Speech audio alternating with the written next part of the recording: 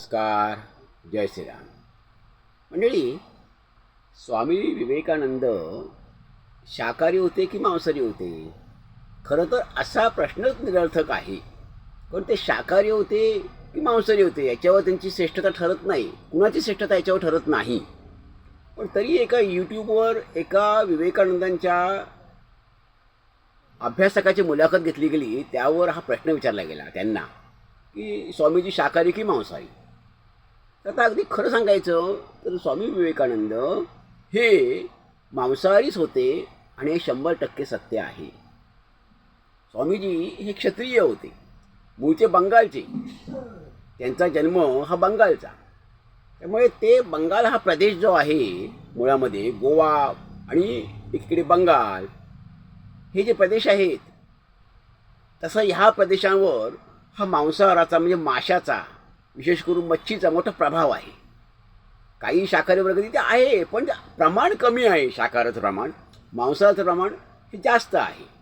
आता काही भाग असे भौगोलिक असतात. साधारणपणे गुजरात राज्य आहे, तर गुजरातमध्ये 85% 90% संख्या ही शाकाहारी आहे आणि फक्त 10-15% लोकच ही मांसाहारी आहेत. पण त्या प्रदेशाची एक वेगळी ओळख असते. त्या भौगोलिक वातावरणाचा हा परिणाम हा त्या लोकांवर होत असतो. मग राहणीमान असेल, भोजन असेल, आहार असेल, विहार असेल, सगळ्याच गोष्टींवर, प्रकृती, त्यानंतर स्वभावधर्म, काहींचा स्वभाव शांत असतो, काहींचा भडक असतो, काही आक्रमक असतात. तो त्या मातीचा, त्या हवामानाचा परिणाम असतो, भौगोलिक वातावरणाचा परिणाम असतो. त्यामुळे बंगाल हा जो प्रदेश आहे, मुळात समुद्रकिनारा आहे आणि तिथे मच्छीचा, माशांचा प्रभाव, मासे खाण्याचा प्रभाव आहे लोकांवर. आणि ठीक आहे, खाणं हे गैर नाही आहे. कुणी काय खावं हा ज्याच्या त्याच्या मनाचा प्रश्न आहे. त्यामुळे अशी चर्चाच करणं मुळामध्ये हे निरर्थक आहे. आता स्वामी विवेकानंदांच्या बाबतीत सांगायचं झालं तर स्वामीजी हे मुळामध्ये त्यांना मासे खायला आवडत असत. त्यांनी जगभर प्रवास केला, जगभर त्यांनी भ्रमंती केली. त्याआधी त्यांनी भारतभर भ्रमंती केली. मग जिथे जिथे जाईल तिथे मुळात स्वामींची, जेव्हा ते बाहेर पडले भ्रमंतीला, भारताच्या भ्रमंतीला, तेव्हाही त्यांच्याकडे पैसे नव्हते.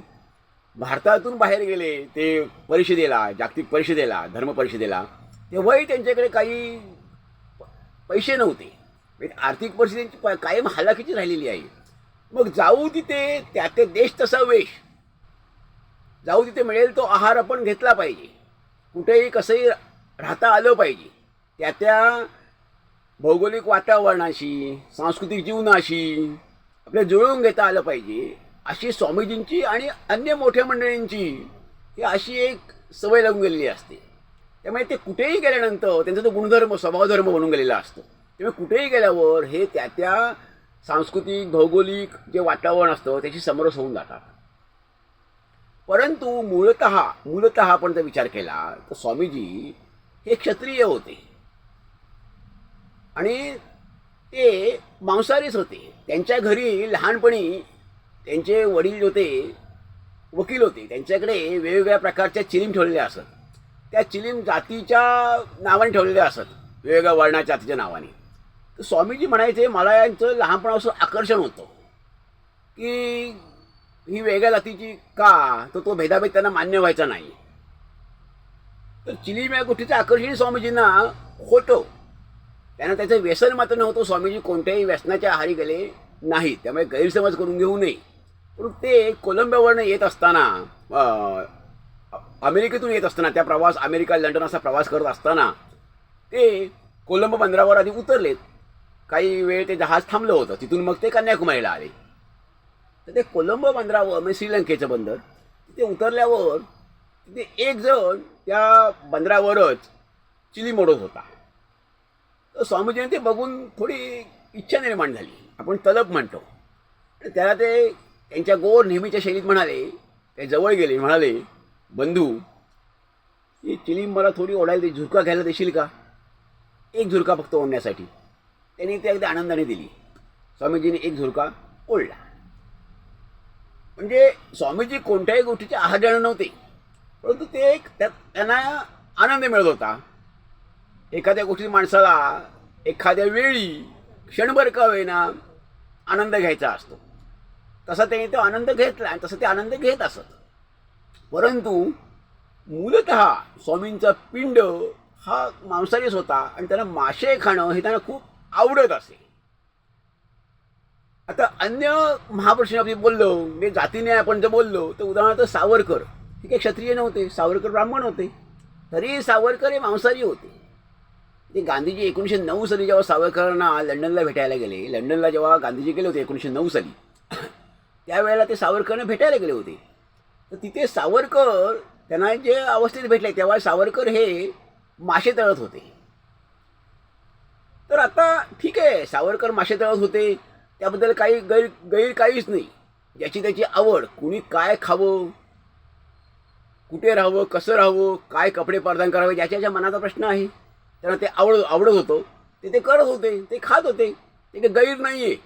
पण तो स्वामींच्या बाबतीत सांगायचं झालं तर स्वामीजी हे मात्र क्षत्रिय होते आणि त्यांचं घराणं जे होतं ते मूळचं त्यांची आई धार्मिक होती. पण धार्मिक असूनही ती शाकाहारी होती असं काही नव्हे. प्रत्येक धार्मिक मनुष्य हा शाकाहारी असतो असं काही नव्हे, शाकाहारी असलंच पाहिजे असं काही नव्हे. म्हणजे मांसाहार करणारा हा अधार्मिक असतो असं नव्हे. मांसाहार करणारा उत्तम धार्मिक मनुष्य असतो. तेव्हा शाकाहारी आणि मांसाहार असा भेद निर्माण करणं, ह्यात श्रेष्ठ कनिष्ठ ठरवणं हेच मुळामध्ये चुकीचं आहे. कोणत्या जातीने काय खावं, कोणत्या व्यक्तीने काय खावं, ज्याच्या मनाचा प्रश्न आहे आणि त्यावर त्याची श्रेष्ठता ठरत नाही.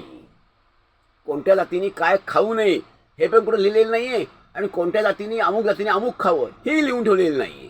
ह्या सगळ्या प्रथा परंपरा ह्या आपण पाडलेल्या आहेत, आपण सुरू केलेल्या आहेत आणि ज्याच्या मनाचा आता आधुनिक काळामध्ये कुणाच्या ज्याच्या मनाचा प्रश्न आहे, काय बदललेलं आहे, सगळं बदललेलं आहे. माणसाने विचारसरणी बघण्याचा दृष्टिकोन, आपला मानसिकता पण बदलायला हवी की महापुरुषांकडे, कोणत्याही व्यक्तीकडे म्हणा, ह्या दृष्टिकोनातून बघू नये आणि या महापुरुषांकडे किंवा महान स्त्रियांकडे, अशा महान व्यक्तिमत्वांकडे अशा नजरेतून किंवा अशा दृष्टिकोनातून किंवा अशा भावनेतून बघूच नाही की ते शाकाहारी होते की मांसाहारी होते.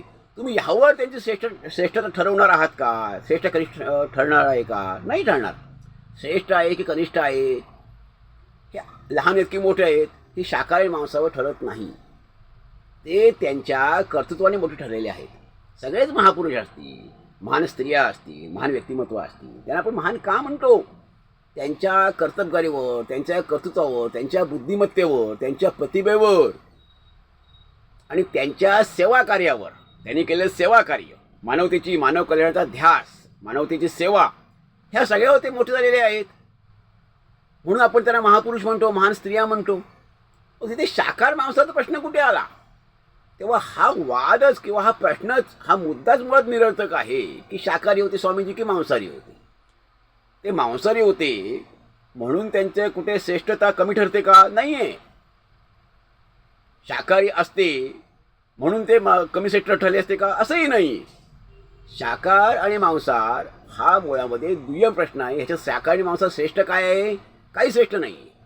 दोन्ही आहार त्या माणसाच्या आवडीनुसार मनुष्य खात असतो, आहार घेत असतो, त्याच्या इच्छेनुसार घेत असतो. तो किती घ्यावा, कसा घ्यावा हा मुद्दा आहे. कोणत्याही गोष्टीचा अतिरेक करणं हे वाईटच आहे. मग तो शाकाहार असेल आणि मांसाहाराचा असेल, तो अतिरेक हा वाईटच आहे. शाकाहारात एखादा पदार्थ आहे, शिरा आहे, शिरा प्रकृतीला चांगलाच आहे, छान लागतो शिरा, गोड लागतो म्हणून मनुष्य खातो. तो जास्त 1 वाटी खाल्ला, 2 वाटी खाल्ला, 3 वाट्या खाल्ला तर त्रास होणार आहे. मग तसंच मांसाहाराचं आहे. कोणताही पदार्थ अति खाल तर तुम्हाला त्रासच होणार आहे. म्हणजे अतिरेक हा वाईटच. त्या प्रमाणात तो पदार्थ, तो आहार हा चांगलाच असणार आहे. त्यामुळे हे जे प्रश्न आहेत हे प्रश्न निरर्थक आहेत. परंतु स्वामीजींच्या बाबतीत बोलायचं झालं तर स्वामीजी हे मांसाहारीच होते, मासे वगैरे आवडीने खाणारे होते. त्यांना ते तो आहार त्यांना आवडत असे आणि त्यांच्या इच्छेनेच ते खात असत. त्यामुळे असा प्रश्न हा निरर्थक आहे. मंडळी, आपण यावर जरूर अभिप्राय द्यावा. धन्यवाद. जय हिंद, जय भारत.